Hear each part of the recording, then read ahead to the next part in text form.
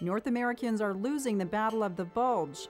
The number of people who are overweight continues to rise, despite the fact that fat consumption has decreased by 14% in the last 15 years. While diabetics have too little insulin in their bodies, many of us have too much, at least according to Dr. Barry Sears. Dr. Sears is the author of The Zone, and he says it's excessive levels of insulin that make us fat, not high-fat diets. Losing body fat is not a matter of reducing calories. The only way you can lose excess body fat is to lower insulin. We're fighting a war against the wrong enemy. We have taken fat out of the diet, which has no effect on insulin, replaced it with carbohydrate that has a very profound effect. The more carbohydrates you eat, the more insulin you produce. The more insulin you produce, not only the fatter you become, the more you accelerate the aging process. Dr. Sears' diet is radically different from the food guide recommended by traditional nutritionists. Eicosanoids are probably the most powerful hormones known to medical science. In fact, the 1982 Nobel Prize in Medicine was awarded for understanding how these hormones virtually control every aspect of our physiology. And the power of that statement is that these eicosanoids, as powerful as they are, can be controlled by the food we eat if we're willing to treat food with the same respect we treat a prescription drug. The medicinal value of food is at the core of Dr. Sears' philosophy, and like any prescription drug, it's possible to have too much of a good thing. We do need to have some carbohydrates at every meal, but from the standpoint, like any drug, when you take in too many carbohydrates, there'll be a toxic side effect. The toxic side effect is an overproduction of the hormone insulin. Dr. Sears divides carbohydrates into two groups: low-density carbohydrates such as high-fiber fruits and vegetables, and high-density carbohydrates such as pasta, bread, and starches. Modern man, or man in general, has been exposed to only two food groups: low-fat protein and fruits and vegetables. That's what we're genetically designed to eat. We are not genetically designed to eat high-density carbohydrates, grains, starches, rices. What Dr. Sears proposes is a balancing act at every meal between the amount of proteins we eat and the amount of carbohydrates. You never consume any more low-fat protein in a meal than you can fit in the palm of your hand. That means about 4 ounces of low-fat protein for an average male and 3 ounces of low-fat protein for an average female. Now, whatever the volume of protein you plan to eat, this now dictates the volume of carbohydrate you can have at the same time before you get too much insulin. According to Dr. Sears, it's not only important what you eat, but when you eat and how often. He proposes 5 times a day, 3 small meals and 2 snacks, something he calls a hormonal touch-up. What might be those hormonal touch-ups? Well, the French have understood this for many years. It might be a piece of cheese and half a piece of fruit. It might be a glass of wine and a piece of cheese. Notice they never have carbohydrate without a protein chaser. According to Dr. Sears, that's why most low-fat, high-carbohydrate diets don't work, because the body is so busy burning carbohydrates, it's not using its store of body fat. And because fat slows down the entry of carbohydrates into the bloodstream, Dr. Sears said we should actually be adding more fat to our diet as long as it's the monounsaturated kind. On 1/3 of the plate, you put some low-fat protein, no larger and no thicker than the palm of your hand. The other 2/3 of the plate, you fill it full of fruits and vegetables, add a dash of monounsaturated fat. What's that? Could be olive oil, it could be guacamole, it could be slivered almonds. And there you have it. Who in the world actually eats like this? It turns out the French do. And that's why nutritionists in North America just hate the French. Because they smoke, they drink, they don't exercise, they eat lots of fat, and their worst sin, they seem to have a real good time. But they have the lowest rates of heart disease in Europe, and they look very good in French designer clothing. Because the classical gourmet French meal is a zone meal. Whoever's preparing the meal is preparing a drug of immense power. The most powerful drug you'll ever come in contact with is food.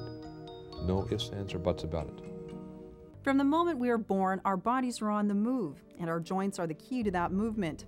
That's probably why, as we get older, they're the first to show signs of wear. We call it arthritis, an inflammation of the joints characterized by stiffness, pain, swelling, and a diminished range of motion. Many of us think arthritis is a natural part of growing old, but it can affect us at any age. Osteoarthritis is the most common and the one most closely linked to aging. It's a degenerative disease in which, over time, cartilage and bone are eroded at the joints. 40 million Americans have osteoarthritis right now. The reality is it's probably even more than that. Osteoarthritis refers to a condition in which the cartilage, which is the tissue that's found at the end of a bone, begins to wear down. Rheumatoid arthritis is an autoimmune disease with no age restriction. It's caused by an abnormal function of the immune system, which can destroy cartilage, bone surface, and joint tissue. Symptoms include swelling, joint pain, fatigue, and fever. Arthritis hurts because the nerve endings that are in the area of the joint end up being irritated by the inflammation that occurs as a result of the cartilage wearing down. When the cartilage wears down, an inflammatory process is set up. Traditional treatment usually includes anti-inflammatory drugs, which treat the symptoms but don't alter the progression of the disease. While they decrease the pain, they inhibit those cartilage-producing cells from actually producing more cartilage, so they contribute to the cause of osteoarthritis. The cartilage acts as a shock absorber in our joints. Now, that shock absorber needs a certain amount of water in it. If it doesn't have enough water and it's dry, it's not going to act as a good shock absorber. And so we're going to end up feeling discomfort as a result of that. Steroids are also used to treat arthritis and related rheumatic conditions and may cause side effects such as stomach upset to ulcers, diabetes to depression. There are natural alternatives. Your healthcare provider will need to identify the cause of your arthritis, but many researchers link it to the food we eat and don't eat. Rheumatoid arthritis was absent during the time in history when we weren't eating cereals and dairy products. It can also be triggered by a sensitivity to members of the nightshade family, including tomatoes, green peppers, and potatoes. Caffeine in coffee, tea, and chocolate can also cause flare-ups. Saturated animal fats can also cause inflammatory arthritis. Use high-protein alternatives such as soy and beans. Vegetables such as celery, yams, and parsley are especially beneficial, and so are fruits such as bananas, pineapples, and sour apples. Flavonoids from cherries, blueberries, and other dark berries are important in the production of collagen, from which cartilage is made.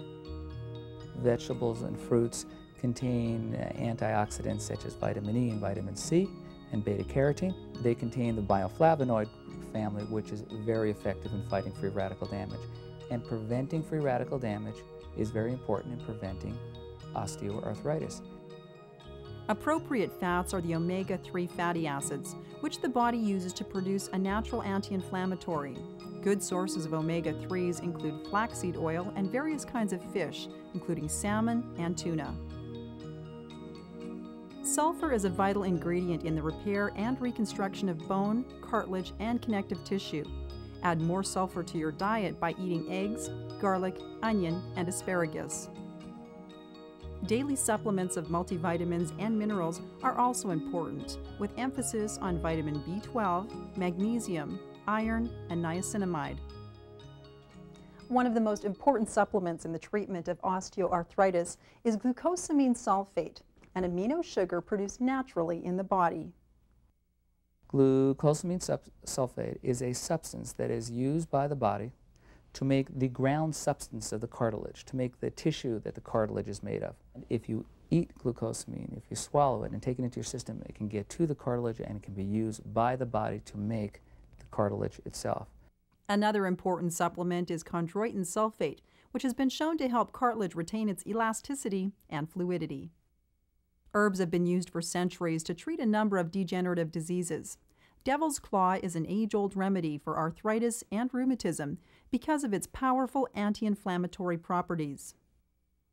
It's also important to exercise, to keep those joints mobile, encourage the flow of nutrients to your cartilage, and keep supporting muscles strong and fit. Just check with your doctor before starting any exercise program. And let's not forget one important nutrient that we too often take for granted. Chronic dehydration is the root of many degenerative diseases. By drinking adequate amounts of pure water every day, we can alleviate some of the pain associated with arthritis. Connie Mitchell finds comfort on canvas. A look at art therapy next on Beyond Medicine.